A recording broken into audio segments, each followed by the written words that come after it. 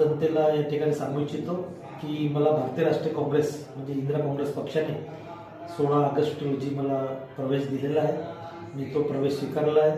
काँग्रेस पक्षाच्या अनुषंगाने मी माझी राजकीय सुरुवात झाली। काँग्रेस पक्षामध्ये मी आमदार मंत्रिपद भूषवले होते। मध्यंतरी काही दिवस मी पक्षाच्या बाहेर होतो, काही नाराजी होतं, काही विषय होते, परंतु याची सर्व काही गोष्टी आता सावरल्या असून आता मी काँग्रेसचं काम पुन्हा चांगल्या गतीने करणार आहे।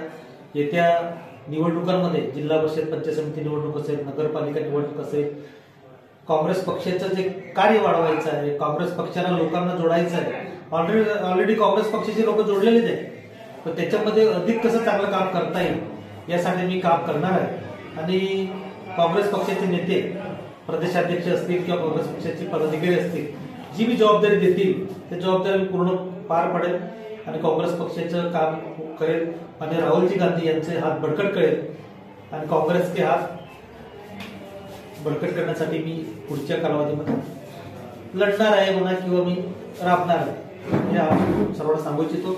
ज्या माझ्या भूतकाळामध्ये किंवा माझ्या राजकीय जीवनामध्ये ज्या ज्या लोकांनी सहकार्य केलं, पक्ष नेता म्हणून कार्यकर्त्यापासून तर नेत्यापर्यंत पाठिंबा दिला, साथ दिली, त्या सर्वांचे मी आभार व्यक्त करतो।